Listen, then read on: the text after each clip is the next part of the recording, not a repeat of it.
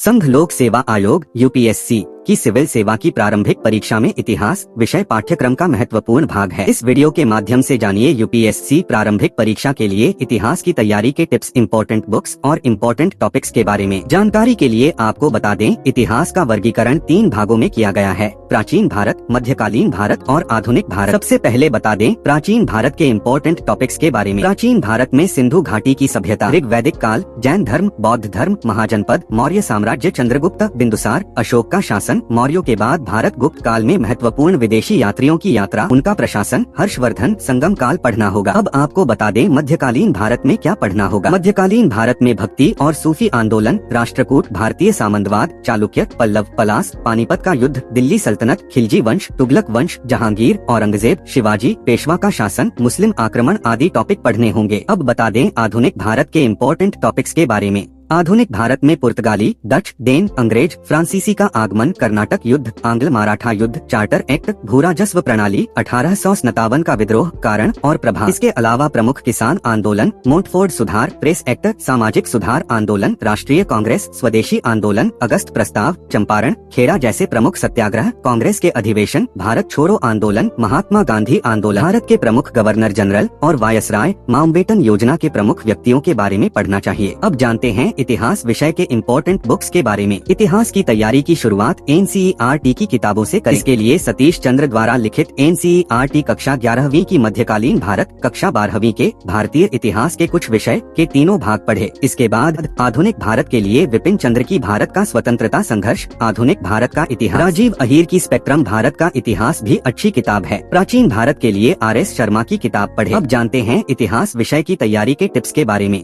एक इतिहास विषय के लिए शॉर्ट नोट्स बनाना सबसे अच्छा है। नोट्स में प्रमुख युद्ध, आंदोलन, संधि समझौते, एक्ट आदि लिखें और इनका रिवीजन करें। ध्यान रखें इतिहास के कुछ सवाल वर्तमान घटनाओं से जोड़कर पूछे जाते हैं, इसलिए प्रतिदिन अखबार पढ़ें। 2 यूपीएससी के पिछले साल के प्रश्न पत्र उम्मीदवारों के लिए सबसे ज्यादा मददगार होते हैं। इन प्रश्न पत्रों से परीक्षा के पैटर्न और किन टॉपिक के बारे में सबसे ज्यादा सवाल पूछे जा रहे हैं इसकी जानकारी मिलती है। इसलिए उम्मीदवार पिछले सालों के प्रश्न पत्रों का विश्लेषण करें और इसी के अनुसार पढ़े। साथ में मॉक टेस्ट जरूर लगाएं, इससे कमजोर क्षेत्रों के सुधार में मदद मिलेगी। दोस्तों, वीडियो को लाइक करके चैनल को सब्सक्राइब जरूर करें। मिलते हैं अगले वीडियो में न्यू टॉपिक के साथ। Thank you.